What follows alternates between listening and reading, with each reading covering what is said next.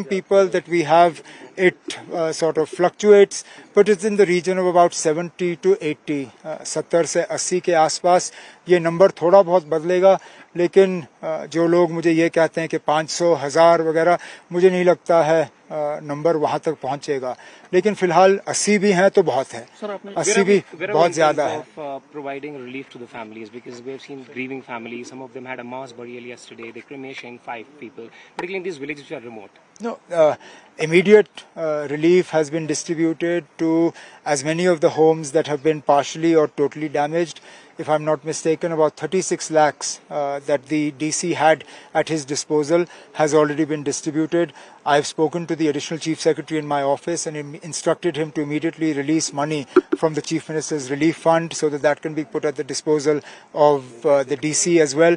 And whatever is required to be done, we will do. हमने सुना है कि आपने एक असेसमेंट की है, वहाँ पे आपने ये डायरेक्शन दी है कि यहाँ से शिफ्ट किया जा सकता है. नहीं, शिफ्ट करने की मांग आई है. शिफ्ट करने का डायरेक्शन अभी देने का कोई मौका है नहीं.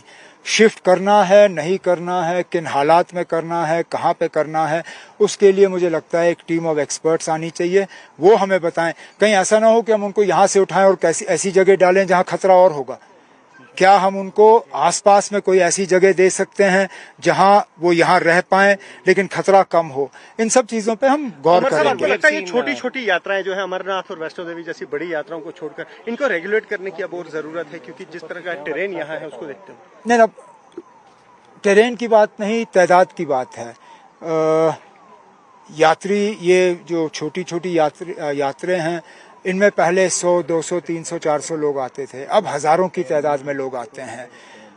जाहिर सी बात है, मौसम के बदलते हुए जो ये पैटर्न्स हैं उनको देखने के बाद इनमें और थोड़ी बहुत रेगुलेशन, रजिस्ट्रेशन वगैरह उस पर हमें सोचना होगा. लेकिन मैं अगर आज कोई ऐलान करूं तो मेरे तरफ से ये गलती होगी, क्योंकि इसमें लोगों के मजहबी जज्बात भी जुड़े हुए हैं. हमें जो इनके मजहबी लीडर हैं, जो यहाँ लोकल जो इन यात्रियों के साथ जुड़े हुए लोग हैं, उनके साथ मशवरा करके कोई इकदाम उठाने. लोग गुस्से में थे सर, आपसे भी कुछ लोगों ने अपनी... मैं उनका गुस्सा समझ सकता हूँ. 2 दिन से वो अपने घर वालों के इंतजार में हैं. वो जवाब चाहते हैं. वो ये जानना चाहते हैं कि उनके जो घर वाले हैं क्या वो जिंदा निकलेंगे या नहीं. उनकी ये डिमांड है कि अगर जिंदा नहीं तो कम से कम हमें लाशें दे दीजिए ताकि हम उनको घर लेके उनका अंतिम संस्कार कर सकें. मैं उनकी नाराजगी, उनका गुस्सा समझ सकता हूं. और इसलिए हमने जितनी भी हम यहाँ फोर्सेस तैनात कर सकते थे हमने की, चाहे वो एनडीआरएफ हो, एसडीआरएफ हो, आर्मी हो, जेएनके पुलिस हो, हमारे सीआईएसएफ की टीम यहाँ पे मौके पे मौजूद हैं. सब मिलके कोशिश कर रहे हैं कि एक तो रेस्क्यू हो, और जहां रेस्क्यू ना हो पाए वहां कम से कम डेड बॉडीज जो हैं वो हम रिट्रीव करके उनके घर वालों को. और मिसिंग का कोई आंकड़ा आप दे पाएंगे? One was in Ramban and got overshadowed unfortunately because of Pahalgam. There was also a lot of devastation there. This is the second one. Will the JNK government think about, because we live in a fragile ecosystem, about forming a team of experts which can provide at least some kind of assessment of these risky areas? We're going to have to look at it. It's not just what's happening in JNK.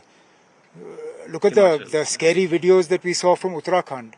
What is happening in Himachal, all these hill states, this entire belt, Himachal, Uttaranchal, Jammu and Kashmir, we are all now, I think, prone to these glacial lake bursts, to cloud bursts, to this freak vague weather. We will have to collectively and individually consult experts to see what we can do to mitigate the risks and the dangers of these things. Sir, death और injured का कुछ आंकड़ा? ना, फिलहाल जो death toll है वो लगभग 60 के आसपास है, और जो लापता लोगों की तादाद जो नंबर हमें दी चुकी है वो 70 और 80 के आसपास है.